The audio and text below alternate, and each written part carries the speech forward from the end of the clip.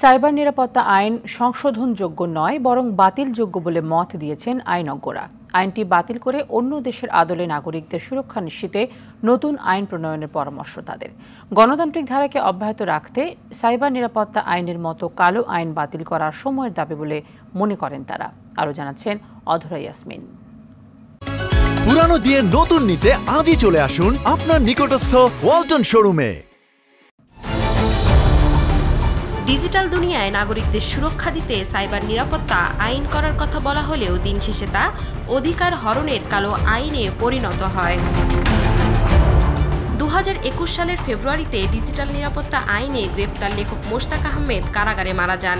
একই মামলায় কার্টুনিস্ট কিশোর বিনা বিচারে দীর্ঘদিন কারাগারে ছিলেন। সংবাদ প্রকাশের জেরে সাংবাদিক হয়রানির বহু ঘটনা ঘটে। আওয়ামী লীগ আমলে প্রথমে ডিজিটাল নিরাপত্তা আইন করা হয়। এর অপপ্রয়োগ নিয়ে তুমুল সমালোচনার মুখে কয়েকটি ধারা পরিবর্তন করে 2023 সালে করা হয় সাইবার নিরাপত্তা আইন। আইনজ্ঞরা বলছেন, স্বাধীন মত প্রকাশে এই আইনটিতেও ব্যাপক অসঙ্গতি রয়েছে।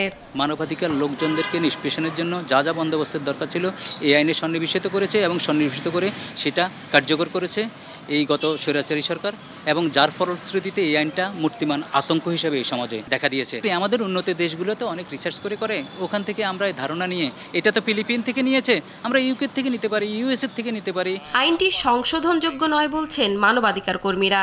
এই আইনটা তৈরি করবার সময় যেহেতু নাগরিকদের অধিকারের কথা চিন্তা করা হয় নাই, নাগরিকদের ডিজিটাল নিরাপত্তার কথা চিন্তা করা হয় নাই, এবং একই সাথে অপরাধীকরণ করা হয়েছে তরুণ সমাজকে, সুতরাং এই আইনটা আসলে বাতিল করা দরকার। বিশেষ করে ধারা 21, 25, 28, 29, 31 এই ধারাগুলো আসলে কোনোভাবেই আসলে সংশোধনযোগ্য না। আশ্বাস দিলেও বিগত সরকার সাইবার নিরাপত্তা আইনে সংস্কার করেনি, বরং তথ্য সুরক্ষা আইন নামে নতুন একটি আইন প্রণয়নের উদ্যোগ নেয়। অভিযোগ আছে, আমলাদের পরামর্শেই এসব আইন করা হয়।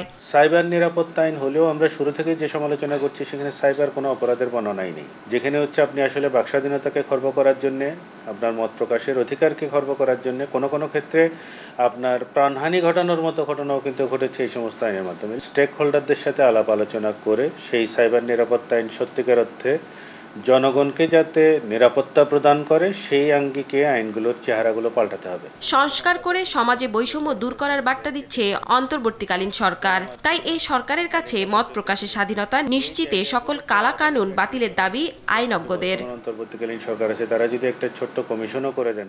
অধরা ইয়াসমিন, RTV, ঢাকা।